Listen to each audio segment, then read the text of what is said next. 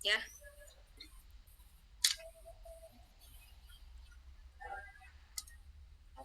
Kim boleh kasih. Ini pergi kan? Sing betul ya. Ibu dengan pun di. Ini kan des. Nggih.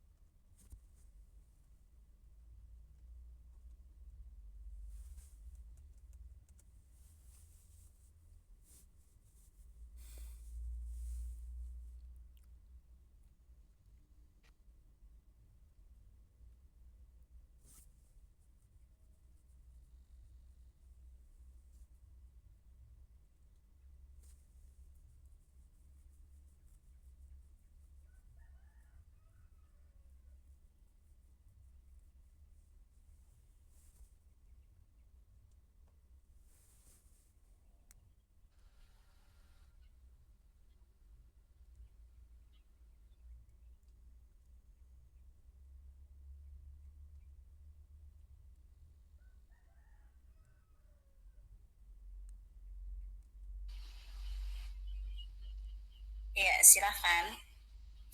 Udah lewat 7 menit.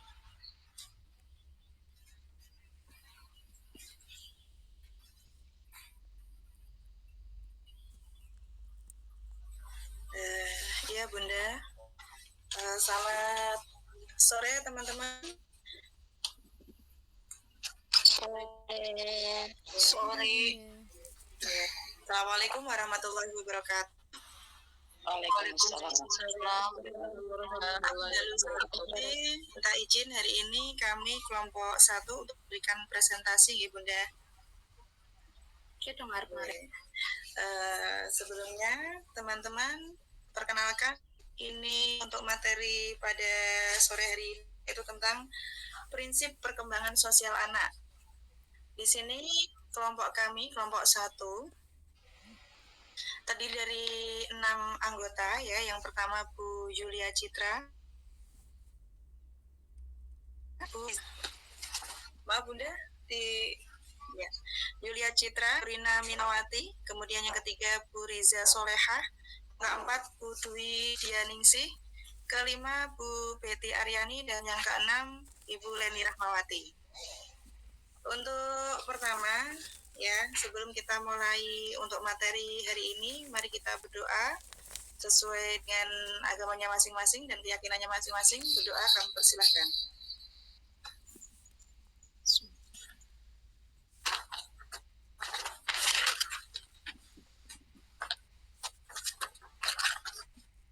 Oke, terima kasih.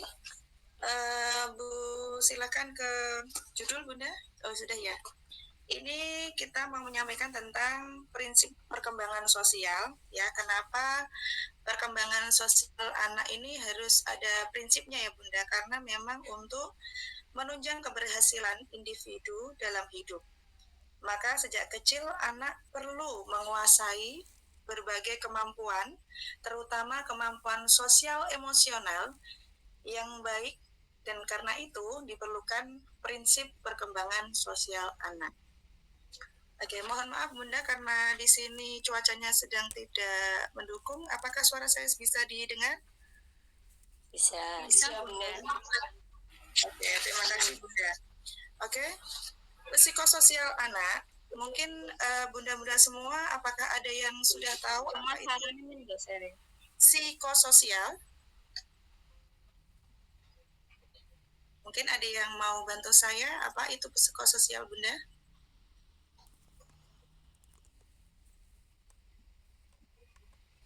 Halo?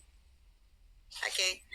Di sini psikososial itu merupakan hubungan dinamis ya Bunda antara aspek psikologis dan sosial yang saling berinteraksi dan mempengaruhi secara berkelanjutan. di mana ini mencakup pikiran, perilaku, dan kesehatan mental.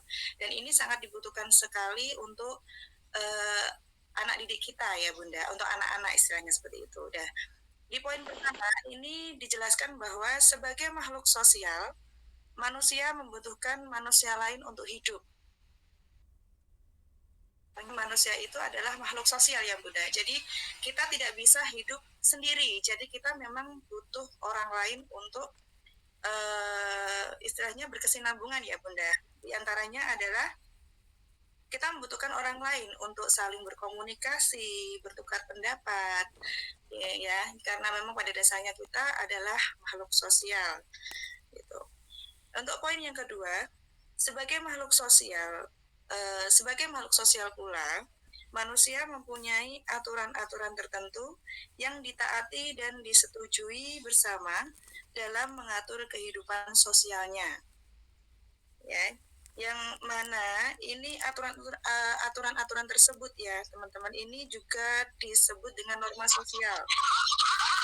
Dan di norma Bunda Susi bisa diunmute dulu Bun. Ya, terima kasih Bunda. Nah, aturan-aturan tersebut itu bisa dinamakan dengan norma sosial, yang mana diantaranya itu ada norma ketuhanan, norma hukum, norma kesusilaan, norma agama, dan norma istiadat ya Bunda. Yang mana ini anak-anak kita harus mengetahui aturan-aturan tersebut dari sejak dini gitu ya Bunda. Kemudian untuk yang poin yang ketiga yaitu aturan, norma, dan nilai sosial yang ada di masyarakat tertentu mulai diperkenalkan sejak manusia dilahirkan di dunia. Jadi proses penanaman nilai dan norma pada masyarakat ini itu juga disebut dengan sosialisasi. Jadi perlu kita ketahui ya teman-teman ya, memang sejak dini kita harus menghubungkan atau istilahnya anak memang kita kaitkan dengan sosialisasi tersebut ya. Jadi dari semacam salah satu contohnya itu dari sejak lahir itu katakanlah di tradisi kami ya, di tradisi kami di Jepara itu ada istilahnya puputan ya Bun, mungkin pernah dengar ya Bun, semacam itu dan lain-lain itu ya Bunda ya. Jadi sejak lahir pun anak-anak sudah bersosialisasi, istilahnya seperti itu Bunda. Kemudian untuk poin yang terakhir ini, dalam perkembangannya manusia pola-pola tersendiri dalam proses pembelajaran norma sosial yang ada di masyarakat yang ada didapat sejak usia dini. Jadi pola-pola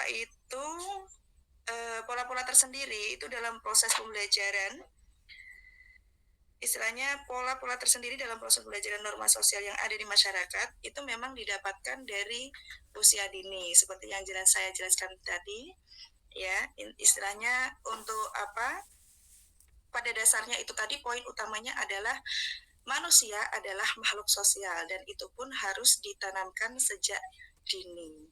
Itu ya Bunda. Untuk slide berikutnya silakan teman-teman.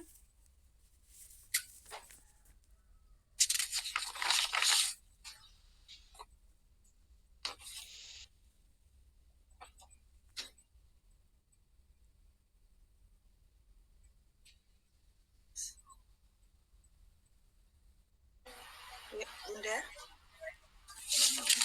Ya, untuk selanjutnya, makasih Bun waktunya. Proses perkembangan sosial anak menurut Hurlock.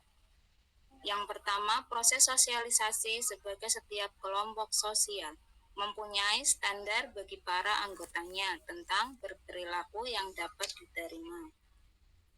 Poin kedua, memainkan peran sosial yang dapat diterima yang diartikan sebagai setiap kelompok sosial mempunyai kebiasaan yang telah ditentukan dengan seksama oleh para anggotanya dan dituntut untuk dipatuhi. Poin ketiga, perkembangan sikap sosial. Untuk masyarakat bergaul dengan baik, maka anak-anak harus menyukai orang dan aktivitas sosial tersebut. Ya, selanjutnya Bunda. Bunda Yulia Citra, monggo. Selanjutnya saya ya. Ini saya mungkin off kamera aja kali ya, supaya nggak begitu berat. Bentar. Ya. Jadi teman-teman semua dalam proses interaksi atau pembelajaran kita hari ini ada 5 jenis individu yang berkaitan dengan hal sosial ini. Nah, yang pertama itu adalah orang sosial. Jadi ini adalah orang yang mencerminkan 3 keberhasilan tadi yang sudah disebutkan tadi yang sebelumnya, sehingga cocok dengan kelompok mereka. Artinya mereka ini, orang yang sosial ini adalah orang yang bisa menyesuaikan diri di mana tempat ia berada. Dia bisa dianggap sebagai anggota masyarakat yang baik. Dia bisa memahami, dia bisa menerapkan norma yang ada di tempat tersebut dengan baik itu tidak tertulis ya. Dia bisa mengikuti semuanya karena dia memahami dan bisa menerapkannya. Dia bisa menyesuaikan diri dengan baik lah pada intinya. Ya dimanapun dia berada, mau itu anak-anak kita yang sekolah, baik itu di tempat kerja kita yang bekerja. Jadi dia orang yang sosial ini bisa menempatkan diri dengan baik, bisa berkomunikasi dengan baik, bisa menerapkan norma-normanya dengan baik. Jadi memang orang yang sosial ini, individu ini bisa beradaptasi di lingkungan sosialnya mereka khususnya. Dia bisa membentuk identitas, dia bisa menjalani kehidupan sesuai dengan norma-norma yang ada. Ini orang yang sosial ya. Kemudian yang kedua, orang yang suka berkelompok. Nah, ini orang yang menghasratkan kehadiran orang lain dan merasa kesepian jika seorang diri. Jadi memang orang yang suka berkelompok ini dia menikmati kebersamaan dengan orang lain. Jadi kalau misalnya dia sendiri itu dia nggak nyaman begitu apalagi dalam jangka waktu yang panjang gitu. Jadi dia nggak nyaman kalau misalnya dia harus sendiri. Dia kadang merasa kesepian gitu ya, merasa gelisah kalau nggak ada orang di sekitarnya. Memang tipe ini adalah orang yang suka bergaul, jadi memang suka kegiatan-kegiatan yang banyak orang gitu. Jadi memang energinya itu diisi kalau dia berinteraksi dengan orang, berinteraksi dengan sosial atau banyak orang gitu ya. Kalau kita tuh mikirnya tuh kayak orang ekstrovert gitu ya, memang diisi dengan energinya tuh kalau banyak orang tuh seneng gitu. Jadi memang ini adalah tipe orang yang suka berkelompok. Kemudian ada lagi tipe orang orang yang non sosial. Jadi orang yang berperilaku tidak mencerminkan keberhasilan dari 3 proses tadi yang sudah disebutkan, menjadi ciri khas seorang yang mempunyai sifat sosial. Jadi orang ini gagal dalam berinteraksi, intinya begitu ya. Dia tidak terhubung dengan masyarakat, dia nggak bisa menerapkan norma-norma yang berlaku pada masyarakat.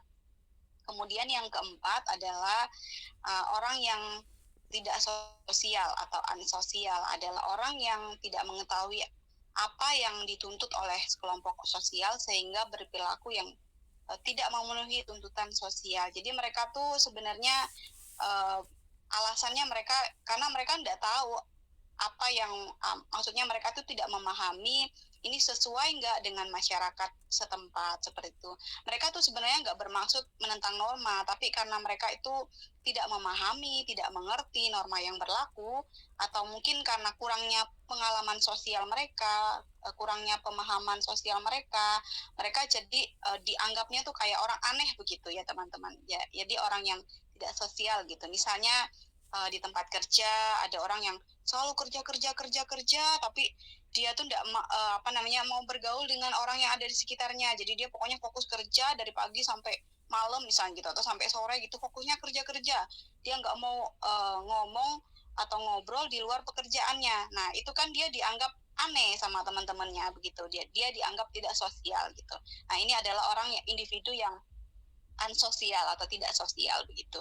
Kemudian selanjutnya adalah orang yang antisosial. Nah, kalau antisosial ini adalah orang yang tahu hal-hal yang dituntut dalam kelompok itu, tahu hal-hal yang norma yang ada di kelompok itu, dia tahu. Tapi karena sikap permusuhannya terhadap orang lain, maka mereka melawan norma kelompok. Jadi memang mereka ini individu ini adalah individu yang paham norma dan tuntutan yang ada di kelompok tersebut, tetapi dia memilih melanggar norma tersebut. Ya karena sikap yang tidak peduli terhadap orang lain begitu. Nah, itu adalah 5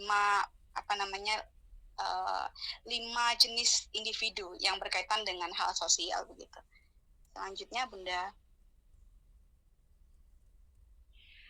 Ya, terima kasih Bunda Yulia.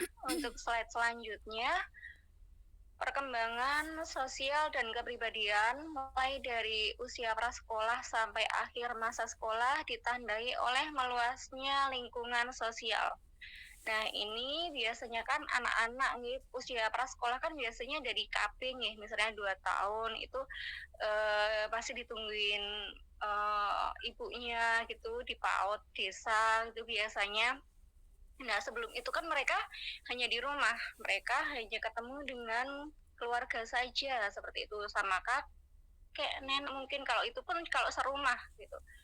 Kalaupun enggak juga mungkin interaksi dengan orang luar itu kurang. Nah, di usia prasekolah mereka sudah mulai masuk ke PAUD, nanti TK, kemudian ke jenjang berikutnya mereka akan bertemu dengan banyak orang.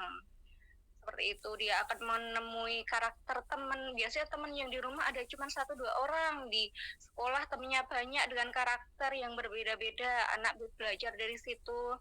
Kemudian guru biasanya di rumah cuma ada mama, papa, di sekolah guru juga banyak, bermacam-macam karakter juga, anak juga bisa mulai mengenal dunia sosial dari situ. Kemudian anak-anak melepaskan diri dari keluarga, ia makin mendekatkan diri pada orang-orang lain di samping anggota keluarga. Meluasnya lingkungan sosial bagi anak menyebabkan anak menjumpai pengaruh-pengaruh yang ada di luar pengawasan orang tua.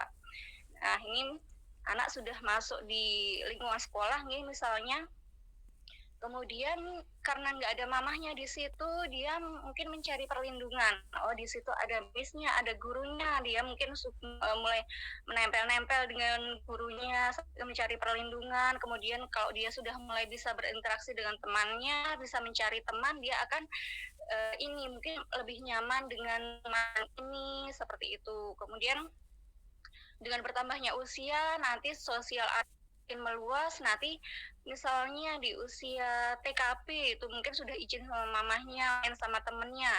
Lah, itu mainnya kemana, izinnya kemana, tapi mainnya kemana, orang tua kadang pengawasannya kurang di situ, di luar dari pengawasan orang tua.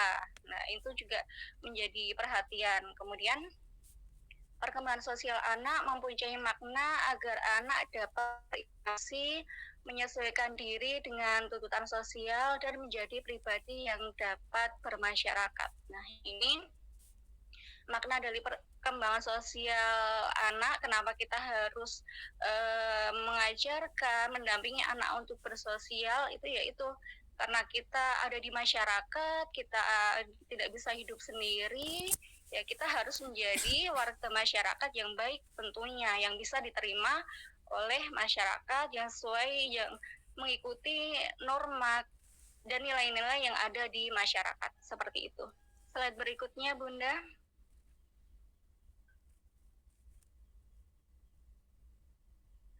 Empat faktor esensi perkembangan sosial anak. Yang pertama, kesempatan yang penting untuk sosialisasi adalah penting karena anak-anak belajar hidup bermasyarakat dengan orang lain jika sebagian besar waktu mereka digunakan seorang diri. Nah, ini kebetulan baru saja terjadi nih beberapa waktu yang lalu di sekolah saya itu kami mengadakan sedikit konseling seperti itu ya, untuk anak yang sekiranya perkembangannya itu sedikit terlambat dengan anak-anak yang lain, itu kami undang orang tuanya untuk datang. Nah, untuk kasus ini, anak ini komunikasi dua arahnya itu sangat kurang, seperti itu. Kemudian anak ini juga lemah seperti itu di sekolah gitu, kurang excited seperti itu. Kemudian kami tanyakan kepada mamahnya saat di sekolah itu, di rumah itu seperti apa. Nah, saya spill background-nya sedikit nih untuk orang tuanya ini, mereka punya usaha yang mana waktunya ini habis, waktu orang tuanya ini habis untuk mengelola usaha seperti itu. Jadi anak ini pulang sekolah, sekolah kami full day ini pulang jam 3, setelah dijemput orang tuanya itu dia masuk kamar, ya udah dikasih HP sampai malam, sampai mau tidur lah, seperti itu. Dia nggak ada sosialisasi, bahkan dengan interaksi dengan orang rumah itu hampir tidak ada, apalagi dengan orang di sekitarnya itu juga sepertinya tidak ada juga. Jadi anak itu sangat pasif seperti itu. Dia tidak diajak ngobrol seperti itu juga tidak begitu nyambung, kosakata juga sangat terbatas lah. Itu pentingnya sosialisasi, anak bertemu dengan orang banyak itu nih, jadi anak bisa berkembang. Kemudian dalam sama-sama anak-anak tidak hanya harus berkomunikasi dalam kata-kata yang dapat dimengerti orang lain, tetapi juga harus mampu berbicara tentang topik yang dapat dipahami dan menarik bagi orang lain. Nah, ini saat anak bersosialisasi dengan yang komunikasinya sudah lancar, mungkin tidak ada masalah ya. Nanti biasanya cewek-cewek, terutama saya memegang kelas TK-nya, jadi mereka itu sudah tahu misalnya saat ini yang hype sudah apa, misalnya tentang saya suka kuromi, mereka ngobrol yang cewek-cewek tentang kuromi seperti itu. Nah, tapi ada juga anak-anak yang kurang bisa untuk memulai komunikasi, kurang bisa approach gimana ya cara ngobrol dengan teman itu, gimana ya cara memulainya, yaitu karena kembali lagi karena kurang sosialisasi. Di rumah itu si anak cuman sama mbahnya, karena mama papanya bekerja, itu juga jadi pengetahuannya, kemampuan untuk berkomunikasi itu juga terbatas seperti itu. Kemudian yang ketiga, anak akan belajar sosialisasi hanya apabila mereka mempunyai motivasi untuk melakukannya. Nah, ini ada juga anak yang cuman diam aja sendiri gitu, maunya main sendiri gitu. Tentu saja kita sebagai guru akan memberikan afirmasi, stimulasi, kita akan menyampaikan ke anak tersebut, Mbak, itu main yuk sama teman-temannya. Kita memberikan dorongan, dan untuk sisi lain kita juga pasti akan memberikan motivasi ke teman-temannya, Mbak, Mas itu loh, Mas itu lagi sendiri, Mbak itu lagi sendiri, yuk kita ajak main bareng seperti itu. Karena kalau kita sebagai orang dewasa di sekitarnya tidak memberikan motivasi, mungkin anak-anak juga belum punya inisiatif seperti itu. Kemudian yang keempat, metode belajar yang efektif dengan bimbingan adalah penting. Dengan metode coba ralat anak yang mempelajari beberapa pola perilaku penting bagi penyesuaian sosial yang baik. Nah, ini terkait bimbingan kita sebagai guru, sebagai orang tua, tentunya sangat berpengaruh. Seperti contohnya seperti ini, contoh ralat anak yang mempelajari beberapa pola perilaku. Misalnya anak ini biasanya di rumah nggak diajarkan ini kalau menaruh barang itu asal dilempar seperti itu. Nah, kita memberikan bimbingan, Mas, Mbak, barangnya ditaruh pelan-pelan, ditaruh bukan dilempar seperti itu.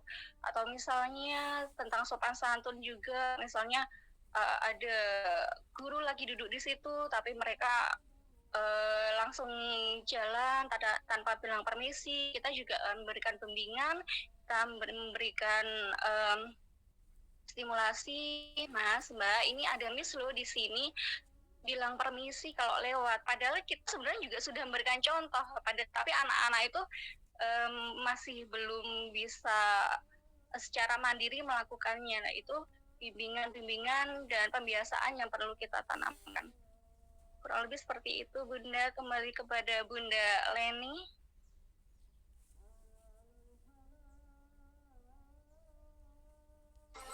Ya, terima kasih Bunda Dwi. Silakan Bunda Citra.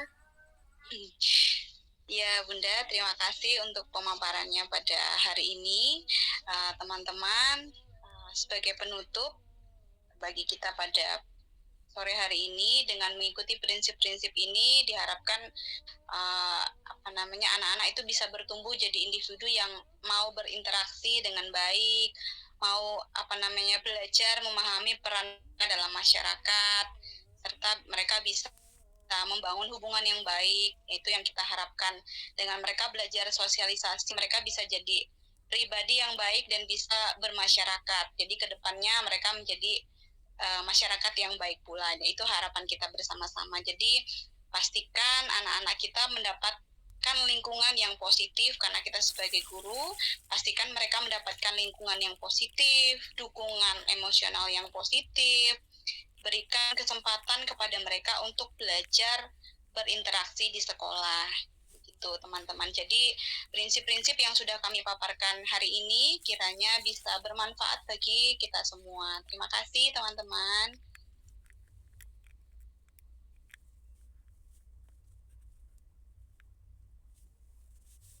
Ya, mungkin ada yang ingin ditanyakan, teman-teman.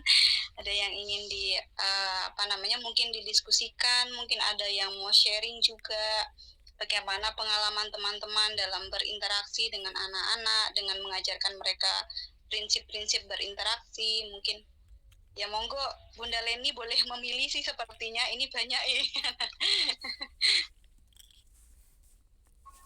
Mungkin kita bisa ambil tiga aja ya Bunda ya untuk hari ini ya. Mungkin bisa teman-teman juga, kami juga masih proses belajar juga. Mungkin teman-teman ada yang bisa bantu jawab juga, kami persilahkan.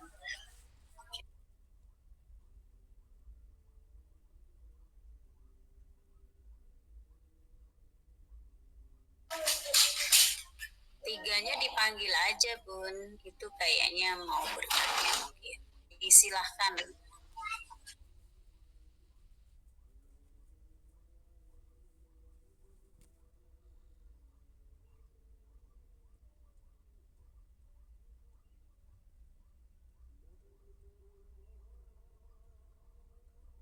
Ini ada Bunda Septi, mungkin silakan Bunda.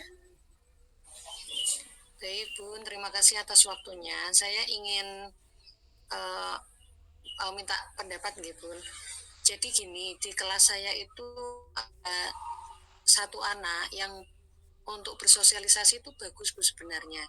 Tapi karena pernah dijaili sama temen, terus dia untuk bersosialisasi itu sudah kayak orang nggak mau gitu loh Bun.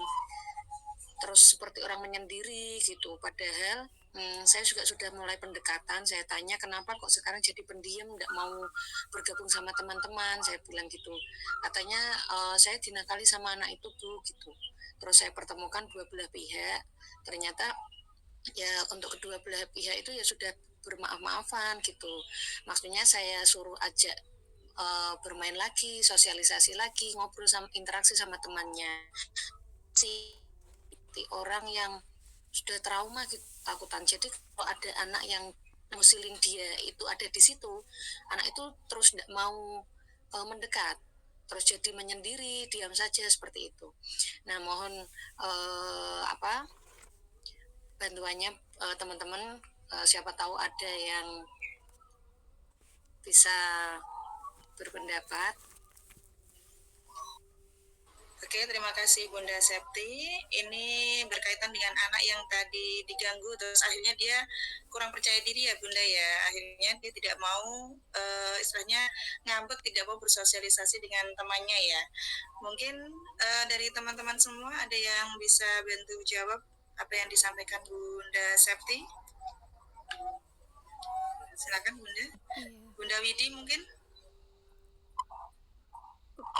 Mau jawab? Ya, coba ya Bun ya. Kok jadi saya ya? Ya mungkin ini sedikit mungkin kalau dari saya, kalau memang istilahnya anak itu kadang memang ada perasaan yang kurang percaya diri gitu ya, apalagi sudah kena temennya yang mungkin itu sudah masuk ke dalam perasaannya dia gitu ya. Maka untuk memulihkan kembali memang perlu banyak motivasi istilahnya ya. istilahnya peran guru itu sangat dominasi sekali di sini. Mungkin kalau menurut saya pendekatan persuasifnya perlu untuk ditambahkan, artinya supaya anak tersebut kembali percaya dirinya, kemudian bisa lagi dengan teman-temannya. Maka mungkin sesekali dan 2 kali, 3 kali atau beberapa kali guru perlu untuk mendampingi dia ketika bermain bersama.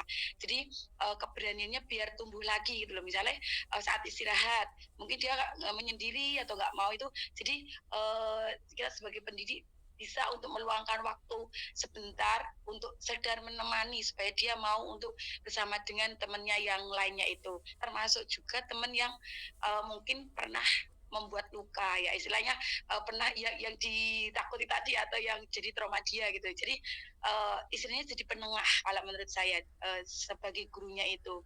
Jadi ada rasa aman, ada rasa percaya, kemudian sehingga menumbuhkan kembali rasa percaya diri dari si anak tersebut. Mungkin itu Bun, dari saya Bun.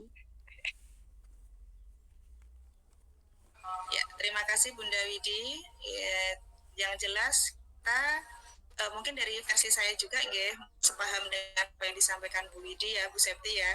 Karena kurangnya percaya diri anak itu memang karena memang dia butuh motivasi dari kita. Jadi mungkin kita waktu di sekolah memang tugas guru untuk memotivasi anak agar dia mau bersosialisasi.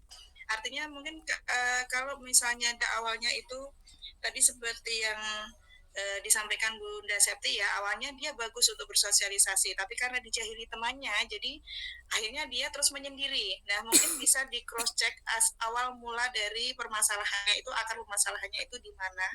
Jadi guru menengahi gitu. Jadi untuk usia istilahnya Bunda Septi tadi usia 45 ya Bu ya? Iya.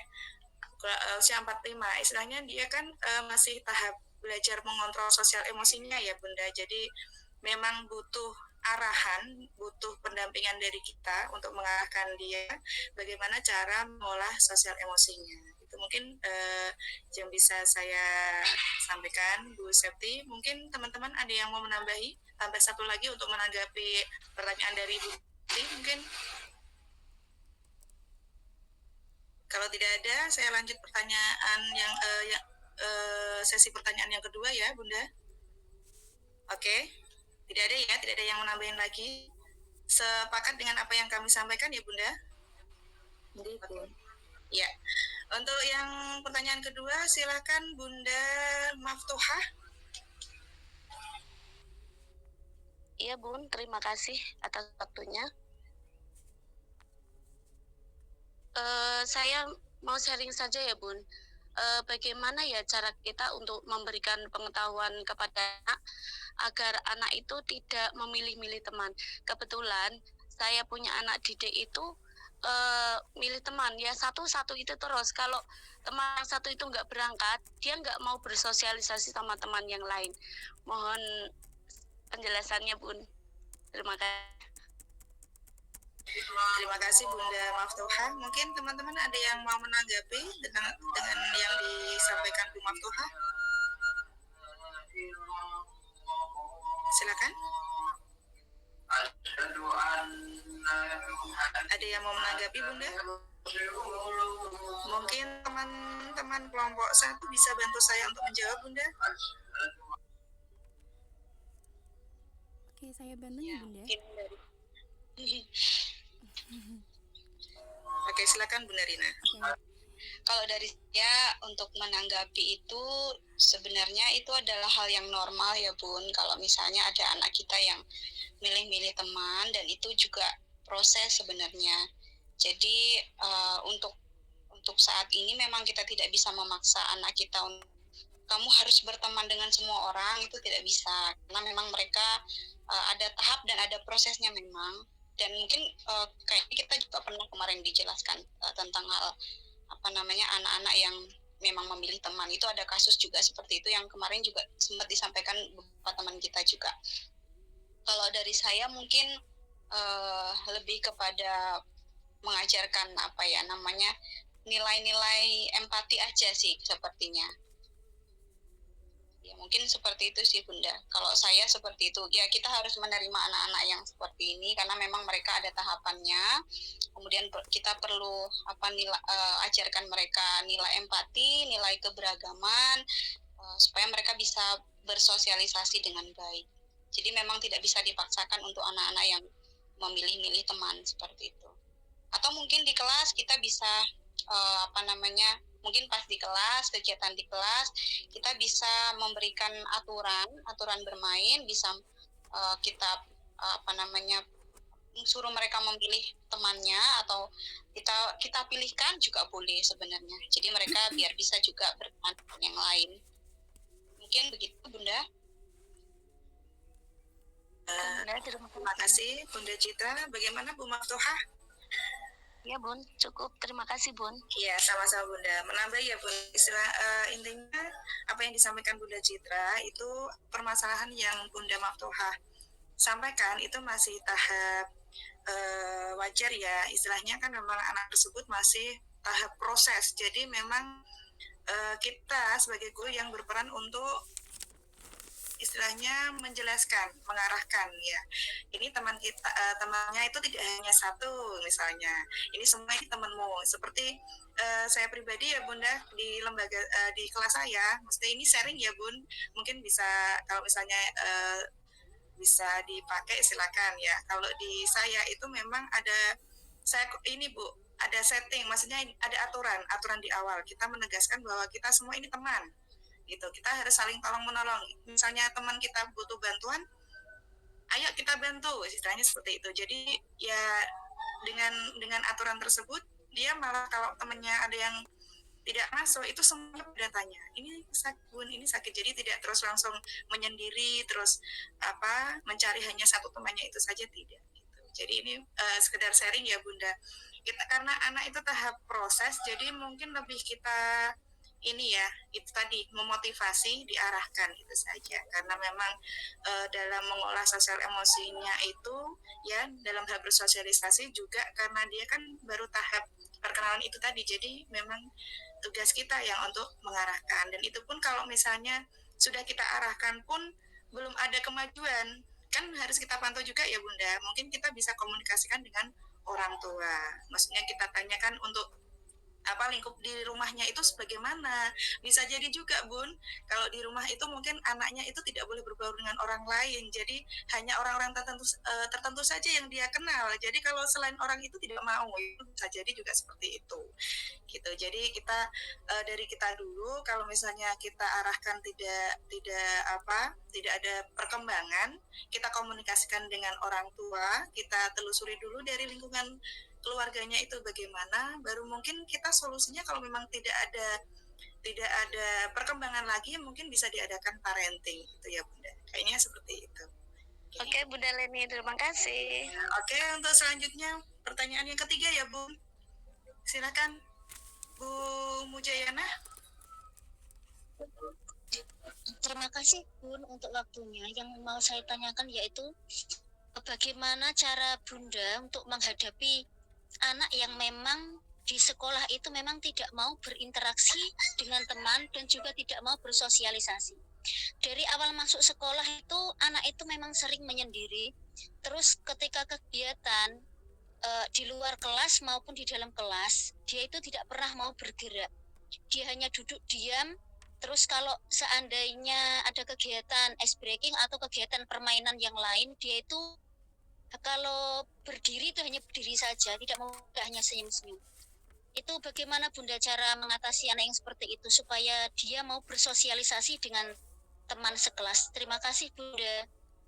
Ya, terima kasih Bu Mujayana. Mungkin ada teman-teman yang mau menanggapi, silakan.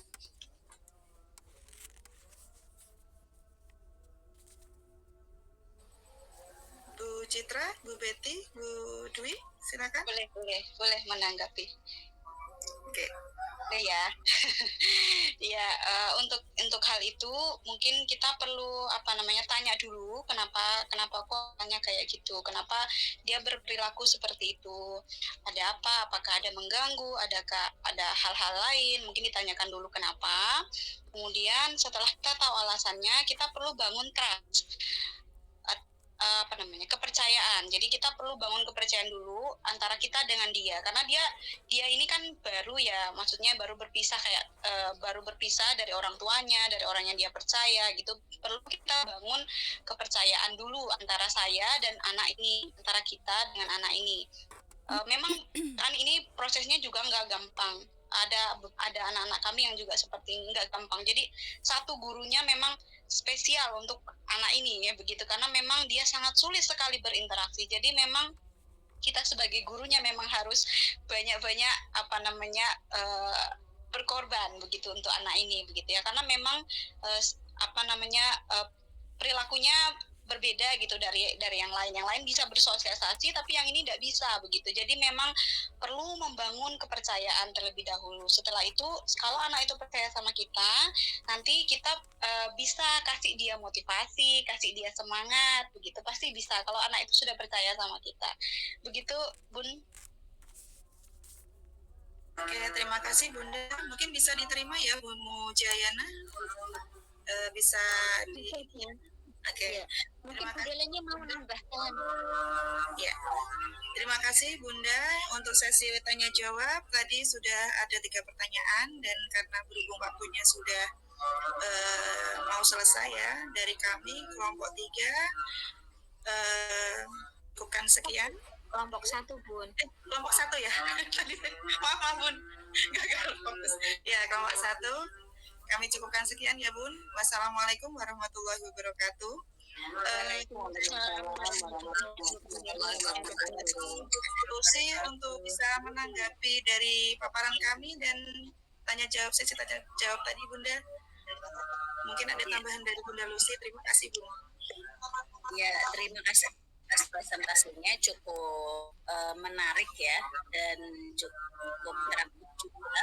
Teman-teman yang harus digarisbawahi pada saat kita berbicara masalah sosialnya anak-anak itu, yang pertama adalah proses dan progres ya. Artinya jangan sampai karena kita melihat tidak pada proses tetapi pada target atau pada hasil, akhirnya kita lupa bahwa masing-masing itu butuh proses dan tentunya tidak akan sama begitu.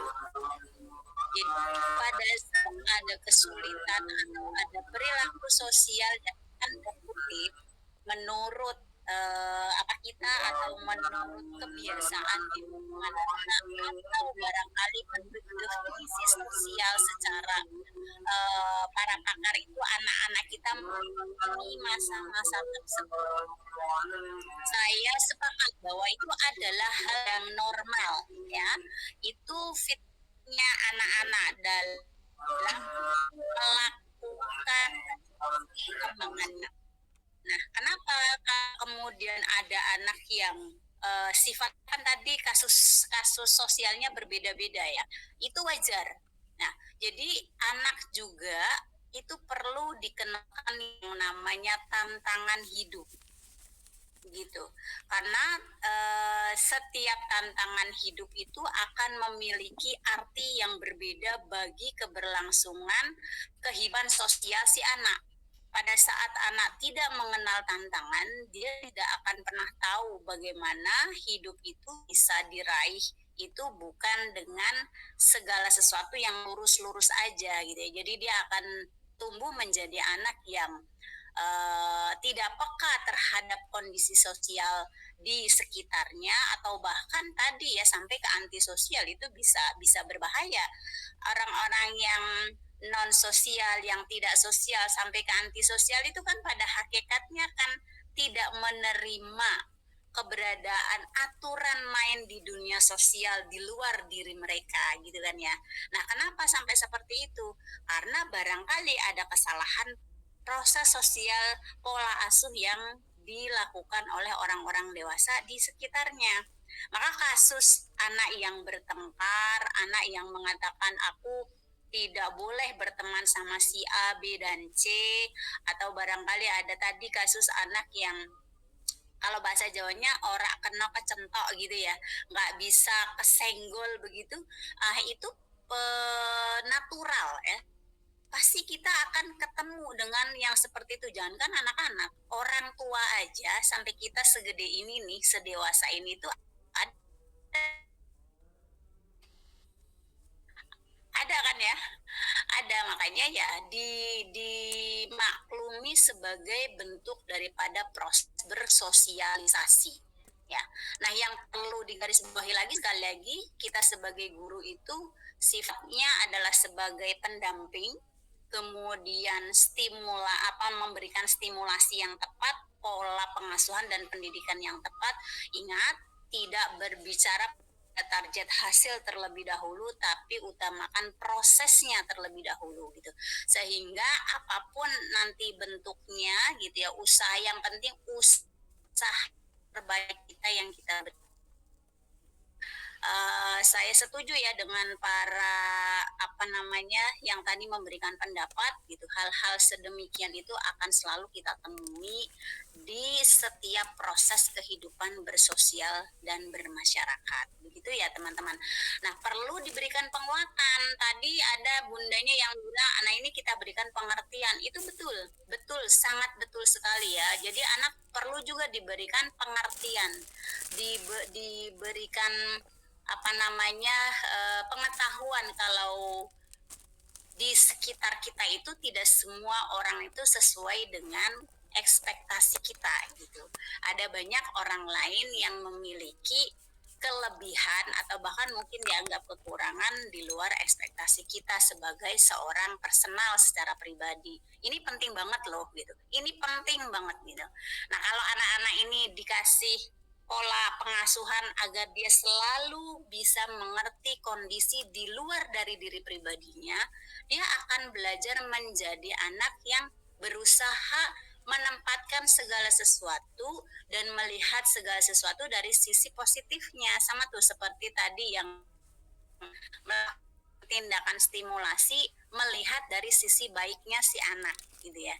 Nah, itu bagus.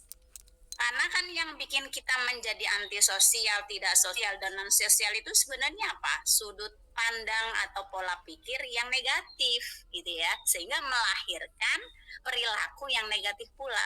Nah, pada saat kita berusaha menjadi pribadi yang melihat dari sudut pandang positif, maka yang lahir itu adalah perilaku positif. Orang yang di luar dari diri kita pun merasa aura-aura positif. Nah, kalau yang lahir adalah karakter atau perilaku yang negatif, pasti aura yang dirasakan oleh sekitar kita pun ya akan menjadi negatif gitu. Gitu ya.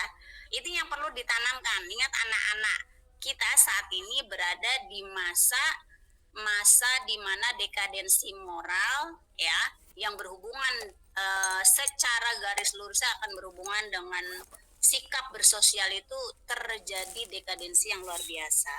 Nah, silakan, ini kan aturan atau ajaran di agama masing-masing tentunya kan memberikan ajaran terbaik bagaimana cara kita bersosial ya. Kalau di Islam itu ada yang namanya muamalah bainan nas ya. Kalau di secara umum itu bagaimana cara kita bersosial dengan masyarakat secara luas gitu. Sehingga tidak ada tuh istilah antisosial, non sosial atau tidak sosial. Kapan? Mulai sejak kapan? Ya sejak kita lahir. Kan manusia sejak lahir disitulah dia sudah mulai dikenalkan dengan sosial dunia luar ya. Ketika di dalam kandungan dia tidak mengenal dunia sosial, tetapi ketika dia dilahirkan maka dia sudah harus siap mengenal dan beradaptasi dengan dunia gitu. Makanya usia 1 bulan distimulasi apa, itu kan rangsangan-rangsangan itu sebenarnya bertujuan memberikan respon sosial juga ya, sosial yang tentunya secara bertahap menurut perkembangan usianya masing-masing. Begitu teman-teman ya, jangan lupa absensi dispada, tadi banyak yang lupa karena keasikan diskusi gitu ya. Jadi kalau ada pertanyaan ya, karena ini waktunya sudah mepet, bisa disampaikan di grup ya, nanti biar kita diskusi lagi di grup nggak apa-apa ya, karena waktunya hanya satu JPL. Jadi cukup asik ya pembicaraan kita. Maka nanti di pertemuan yang akan datang mungkin barangkali bisa diulas karena ini akan terus nyambung gitu pembahasannya. Itu ya teman-teman ya, terima kasih untuk waktunya hari ini. Mohon maaf atas segala kekurangan. Terima kasih juga untuk para pemateri. Saya kasih jempol 5 ya. Sayangnya jempol saya hanya ada 4. Terima kasih Bu. Terima kasih Bu. Ya mudah-mudahan nanti untuk kelompok-kelompok yang lainnya seperti itu ya. Jadi kita belajar sharing bareng. Nah kalau anak-anak kita minta bersuara, kita juga jangan takut untuk bersuara dan menyuarakan. Gitu ya. Saya akhiri, billahi taufiq wal hidayah. Assalamualaikum warahmatullahi wabarakatuh. Waalaikumsalam.